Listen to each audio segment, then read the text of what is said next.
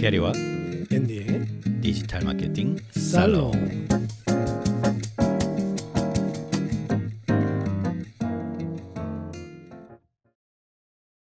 아유, 코가 꽉 막혔습니다. 죄송해요. 목소리가 부드러워서 좋습니다. 오늘은 저는 좀 질문을 많이 하고 게리가 얘기 많이 해주세요. 오늘은 질문하는 앤디로 갈게요.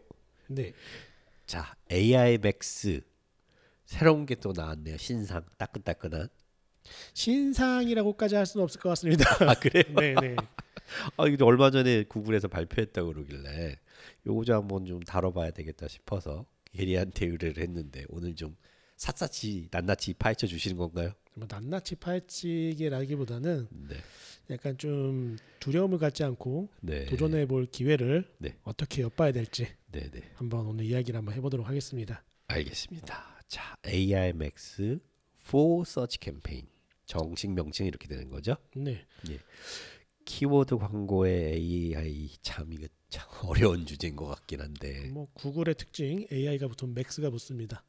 PMax처럼. 그러네요. 퍼포먼스 퍼포먼스 맥스 네. 그러네요. 자, 그 정확히 이 AI 맥스라는 게 이제 어떤 것들인지 좀 설명을 해주실 수 있을까요? 뭐 일단 구글이 이번에 약간 새로운 네. 구글 AI 기술을 음흠. 활용해서 네. 검색 캠페인 성과를 한 단계 끌어올리도록 네, 설계된 약간 새로운 광고 상품이라고 볼 수 있습니다. 이 그냥 또 이렇게 하이프 같은 그런 거 아니에요? 유행어처럼 뭐 AI가 붙어서 많은 차이가 있나요? 많은 차이가 있습니다. 일단은 기존의 방식을 좀 버려야 돼요. 네, 그 가장 중요한 거는 네.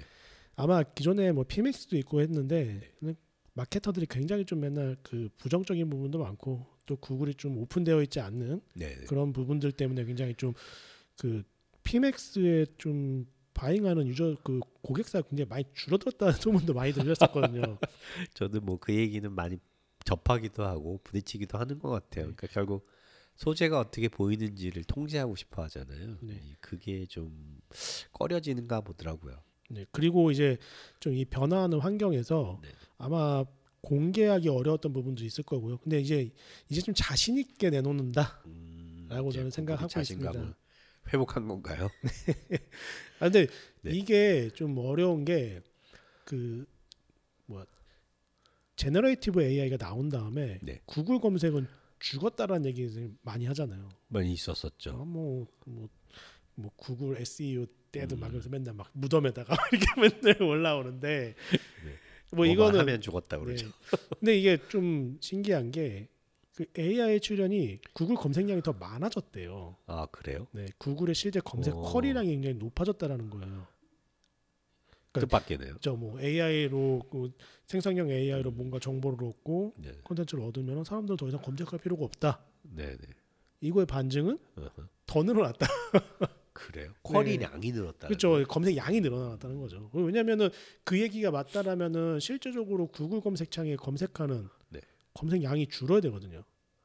그럴 수 있죠. 네. 근데 이제 이 AI로 정보 접근성이 좀 높아지다 보니까 좀 많이 변화된 게 매일 한 15% 이상의 새로운 키워드가 생긴대요. 그러니까 기존의 패턴이 아니라 네. 새로운 검색 패턴이 나타나는데 일단은 이제 그 부분에 대해서 좀 대응한, 그러니까 기존에는 뭔가 문맥일치이기 때문에 네, 누군가 검색량이 생기고 네. 데이터가 쌓이면 그걸 캐치하고 새로운 키워드를 넣는다든지 이런 방식이었는데 이젠 그 방식이 아니라 네. 사용자에게, 그러니까 사용자가 했을 때 우리 걸 호출하는 개념이 아니라 우리가 사용자의 어떤 그 컨텍스트에 맞는 검색 일치시키는 의도에 얘기죠. 맞는. 그렇죠. AI가 가장 그 우수한 능력이 뭡니까? 네. 찰떡같이 알아듣는 추론 그렇죠. 능력.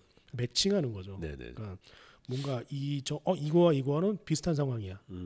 이거는 맞아. 그러니까 얘네 구문 일치가 아니라 네네. 컨텍스트 일치. 아 그래요. 그렇죠. 그 부분을 해서 좀 확장시킬 수 있는 약간 차세대 수준의 성과를 달성할 수 있다라고 얘기를 한. 차세대 주수. 차세대죠. 차세대 AI 맥스 아닙니까? 차세대. 네. 그러면 일단 좀 이게 뭐 구체적으로 각각 어떤 기능들이 좀 있는지 하나씩 좀 짚어가면서 정리를 해볼 수 있었으면 좋겠습니다. 네. 아까 말씀드렸듯이 검색량이 늘었다라고 아까 말씀을 드렸어요. 네네. 그럼 여기에서는 도달할 수 있는 범위가 확장됐다라는 뜻이기도 합니다.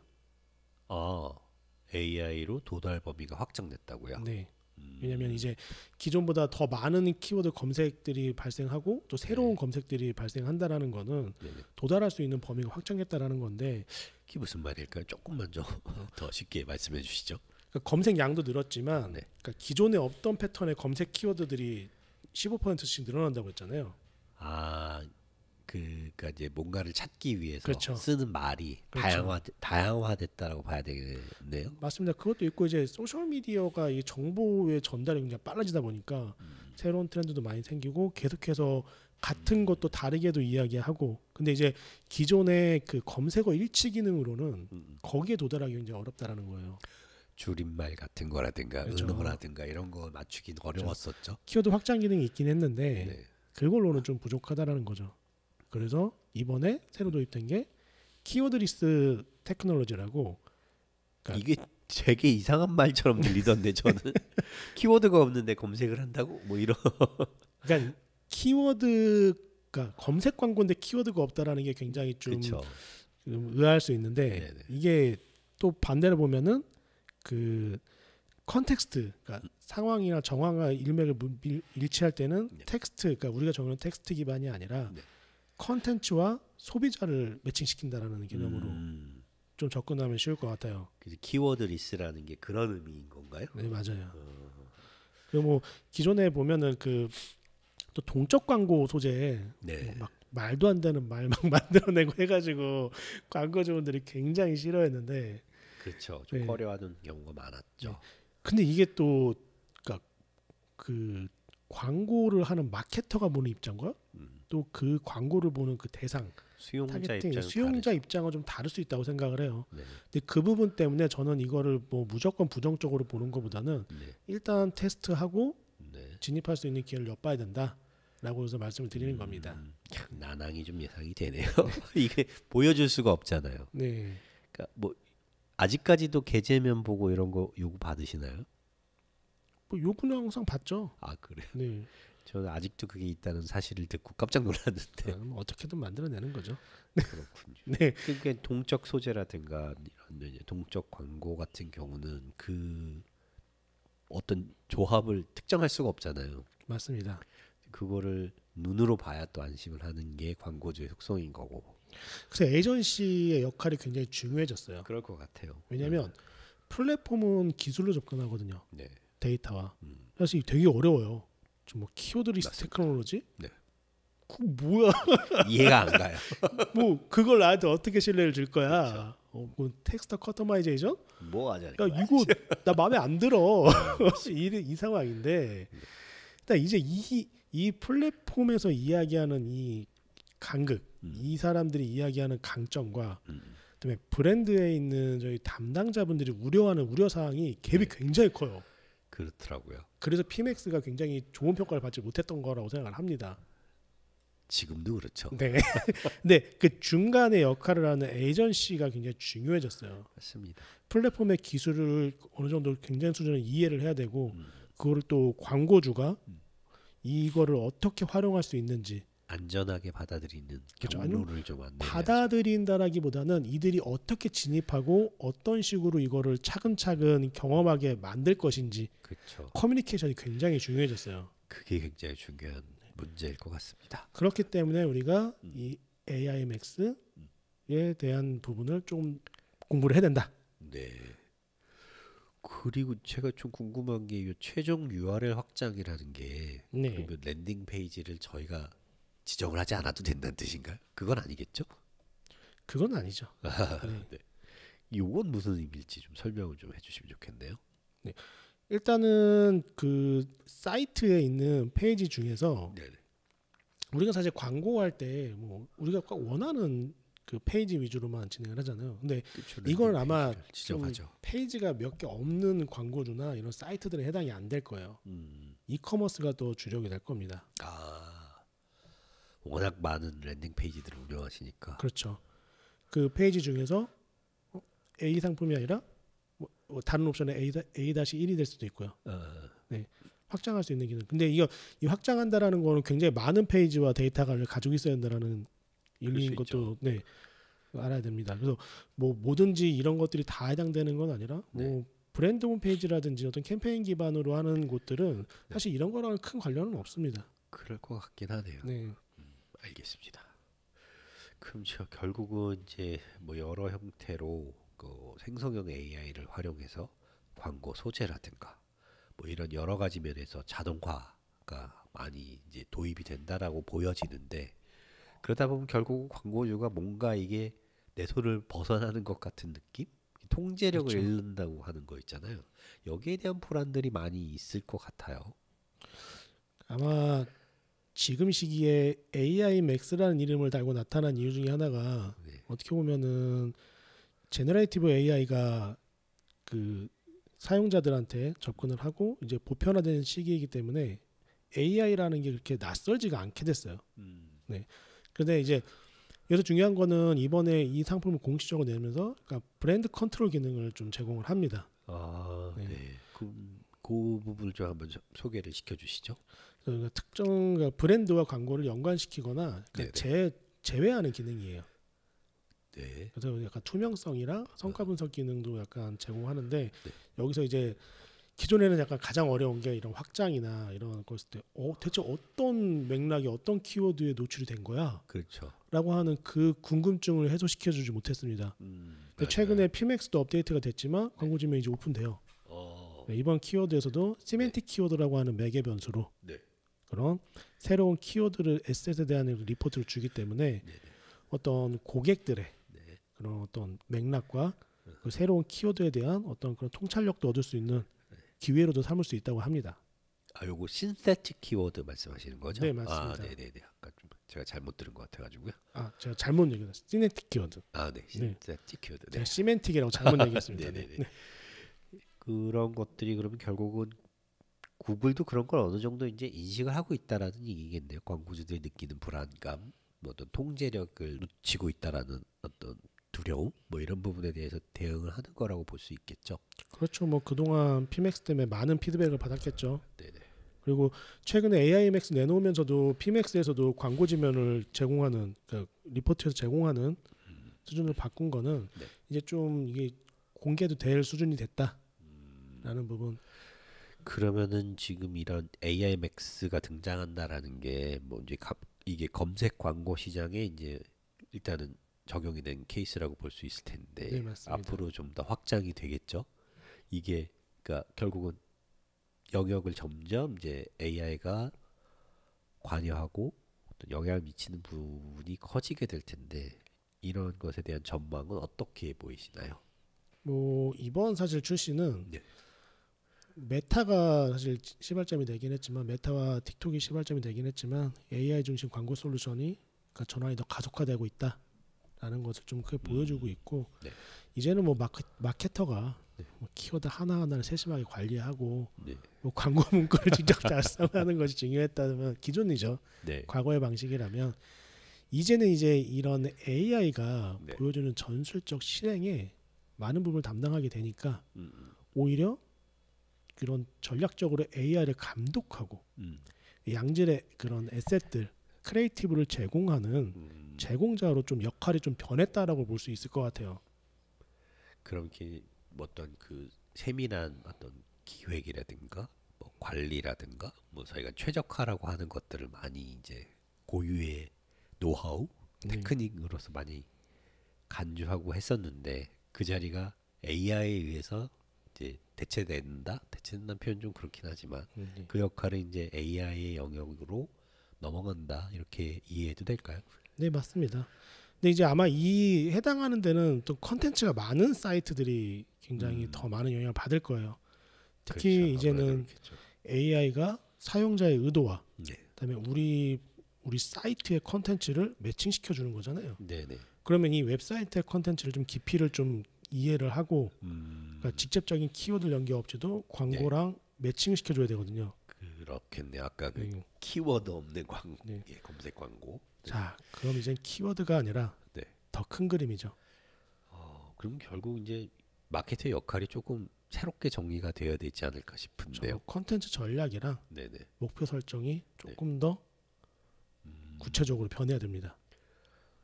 진짜 뭐 변화가 너무 빨라서 뭘 해야 될지 좀 혼란스럽기도 한데 어쨌든 이런 이제 변화는 눈앞에 와 있는 상황이잖아요. 그러면 네. 이제 우리 디지털 마케터들은 어떤 거를 구체적으로 좀 준비를 해야 할까요? 뭐 일단은 아까 말씀드렸던 것처럼 그런 SS라고 하죠. 광고 컨텐츠가 굉장히 음, 중요해요. 특히 웹사이트 컨텐츠를 기반으로 생성하기 때문에 네. 웹사이트의 컨텐츠 퀄리티라든지 이게 아하, 또 소비자가 찾는 맥락이랑 또 일치해야 됩니다. 이거 참 안타깝네요. 이제 아직도 많은 페이지들이 통 이미지로 만드는 경우들을 많이 발견하게 되는데 네. 그런 시대는 언제쯤 올까요? 이미지 안에 텍스트를 알아서 읽어드리는. 근데 아마 그런 사이트들은 네. 이 정도의 AI의 문맥 매칭 컨텐츠를 많이 갖고 있는 해당 사이트는 사항이 아니다니 아닌가요? 그러니까 아니니까. 해당 사항은 아닐 겁니다. 네, 아마 알겠습니다. 쿠팡 같은 음, 그런 이커머스 큰 대형 네네. 이커머스들이 가장 좀 더 중요할 거고요. 네. 그리고 이제 뭐 한마디로 이제 예. 양질의 컨텐츠를 제공해야 된다라는 것이 어떻게 음, 보면 가장 큰 공통 사항인 것 같습니다. 키워드 광고도 컨텐츠인가요? 모든 게 컨텐츠로 회귀되는 것 같은 느낌이네요.